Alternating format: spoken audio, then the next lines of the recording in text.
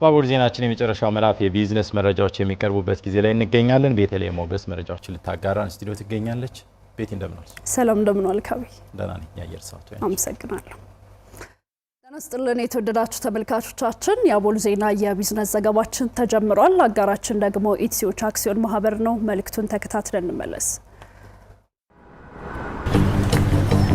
በቃ ሙላባትና ነስታ አታረገው ያረ ሙላባት ያው ለቲ ማለለ ኮዛጋ ገና ሁላ ሰልፍ ጠብቄ ያው ለህ ባዶ ኢቲኤም እዛ ጋር አለልህ። አይ እኔ የምጠቀመው ክፍያ ካርድ በሌላ ባንክ ስለሆነ ደሞዝ ገብቶና ከፋያችን ይሳል ዛሬ ማን ከፋንተ ነው? ባንክ በቂ ገንዘብ አለሽ ፖስት ማሽን አለ ወይ? ከፋ የዚህ ባንክ ክፍያ ካርድ አታስኩት ሰበበኝ። ኧረ እባክህ ሁሉም የክፍያ ካርድ በሁሉም ፖስት ማሽን ላይ ይሰራል።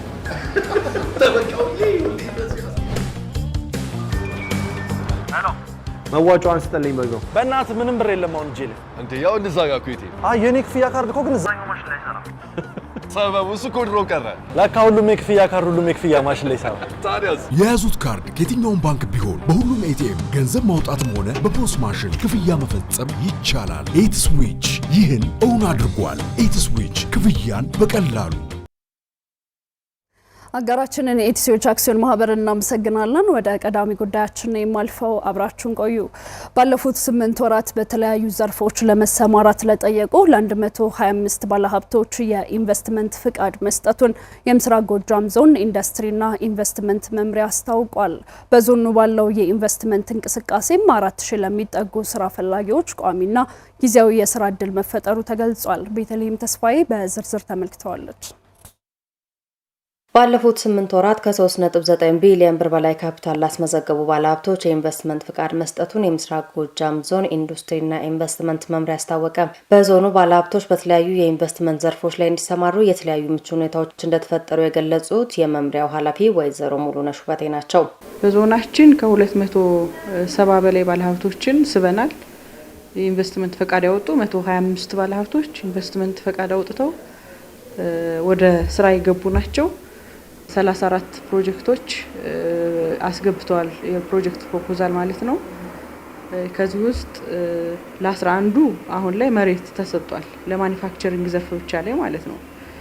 ሌሎቹም በየአገልግሎቱም በግብርናም ሁሉም ወስደዋል። ይህንን የኢንቨስትመንት እንትኑ ለማነቃቃት በተለይ በዚህ አመት ያደረግነው ምንድነው መሰረተ ልማት ላይ ያጋጠማቸውን ችግር በዘላቂነት መፍታት ነው። ለምሳሌ በማኒፋክቸሪንግ ለ25 ፕሮጀክቶች የገጠማቸውን የመሰረተ ልማት ችግር፣ መሰረተ ልማት ሲባል ውሃ፣ መብራት እነዚህን የመሳሰሉትን ያካትታል። ምንም እንኳን ዞኑ በተለያዩ ጸጋዎች የታደለ ቢሆንም ባለፉት 2 ዓመታት የተከሰተው የሰላም ችግር በዘርፉ ላይ አሉታዊ ተጽዕኖ ፈጥሯል ያሉት ኃላፊዋ አሁን ላይ አንጻራዊ ሰላም በመስፈኑ 9 ፋብሪካዎች ወደ ምርት ማምረት መሸጋገራቸውን ገልጸዋል።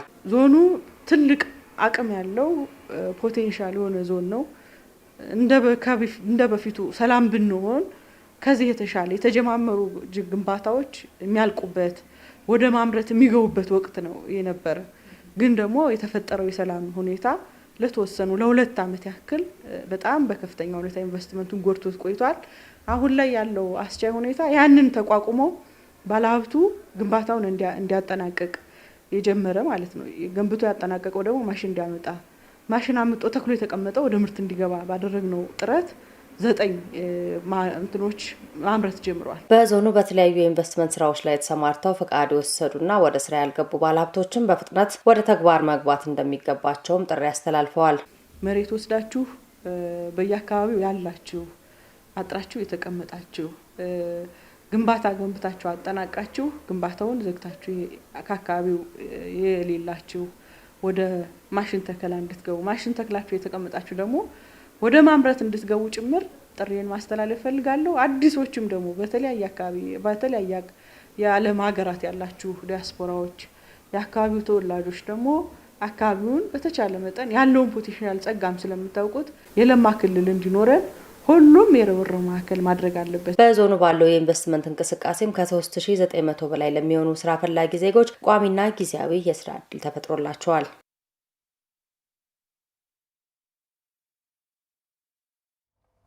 ማዕድናትን እሴት ጨምሮ ወደ ውጭ ገበያ በመላክ የውጭ ምንዛሬ ግኝቱ ያደገ ስለመሆኑ የአማራ ክልል የማዕድን ሀብት ልማት ቢሮ አስታውቋል። በበጀት ዓመቱ 6 ወራትም ከኦፓልና ከወርቅ ከ16 ሚሊዮን ዶላር በላይ የውጭ ምንዛሬ መገኘቱን ቢሮ ገልጿል። ማማነሽ ገኒ በዝርዝር ተመልክተዋለች።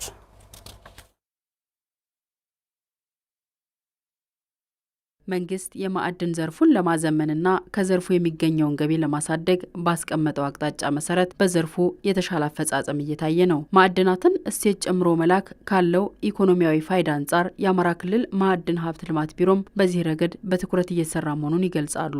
የቢሮው ምክትል ኃላፊ ወይዘሮ አበባ ጌታሁን ማዕድናት እሴት ተጨምሮባቸው ሲወጡ ነው። እሴት ተጨምሮ የማይወጣ ማዕድን በሰፊ ልዩነት ነው፣ በዋጋ ልዩነት፣ በገበያ ልዩነት ያለው። ከዚህ ጋር ተያይዞ እኛ እንደ ክልል እንደ ቢሮ የወሰደው አቋም ቢሮ ማንኛውንም ማዕድናት በጥሬ የሚያመርት አካል አሁን ላይ የለም ከባህላዊ ማዕድናት በስተቀር ማለት ነው። በግማሽ ዓመቱ ከኦፓልና ከወርቅ የወጭ ንግድ የተገኘው ውጭ ምንዛሬም አበረታች መሆኑን አንስተዋል። የማዕድን ምርቶችን ወደ ውጭ በመላክ 5.1 ሚሊዮን የአሜሪካ ዶላር ለማግኘት እቅድ ተይዞ 12289 ኪሎ ግራም ኦፓል ወደ ውጭ በመላክ 8.7 ሚሊዮን ዶላር የተገኘበት ሁኔታ ነው ያለ። ይህም ከባለፈው ጋር ሲታይ በ51.8% ከፍ የሚልበት ሁኔታ ነው ያለ። በዚህ በተመሳሳይ ወቅት ላይ ከአምናው ጋር ስናነጻጽረው ማለት ነው። ከወርቅ ጋር ተያይዞም እንደዚሁም በግማሽ ዓመቱ 50 ኪሎ ግራም ወርቅ ነው በባህላዊና በኩባንያዎች አምራች ወደ ብሔራዊ ባንክ እንዲገባ እቅድ የተያዘው። ከዚህ ጋር ተያይዞ 46.5 ኪሎ ግራም በማስገባት 7.9 ሚሊዮን የአሜሪካ ዶላር የውጭ ምንዛሬ እንደተገኘ ነው መረጃው የሚያሳየው። ከዘርፉ 78 ሚሊዮን ብር የሚጠጋ የሀገር ውስጥ ገቢ ተገኝቷልም ብለዋል የአማራ ክልል ማዕድን ሀብት ልማት ቢሮ ምክትል ኃላፊ ወይዘሮ አበባ። ሀገር ውስጥ ገቢን በተመለከተ በበጀት ዓመቱ 40.6 ሚሊዮን ብር ለመሰብሰብ ነው ቢሮው እቅድ የያዘ። ከዚህ ጋር ተያይዘው 78 ሚሊዮን አካባቢ ነው በ6 ወሩ የሰበሰበ። ይሄም አፈጻጸማችን ከ100% በላይ የሆነበትና ከዚህ ጋር ተይዞ ከባለፈው ጋር ሲነጻጸር እንደዚሁ በ18.37% ብልጫ እንደሚያሳይ ነው የሚያሳየው። ማዕድናትን እሴት ጨምሮ ለመላክ በተሰሩ ተግባራት የተሻለ የውጭ ምንዛሬ ማግኘት የተቻለ ቢሆንም ምርቱ ለህገወጥ ዝውውር ተጋላጭ በመሆኑ ፈታኝ እንዳደረገውና ይህን ለመቆጣጠር በቅንጅት መስራት ተገቢ ነውም ብለዋል።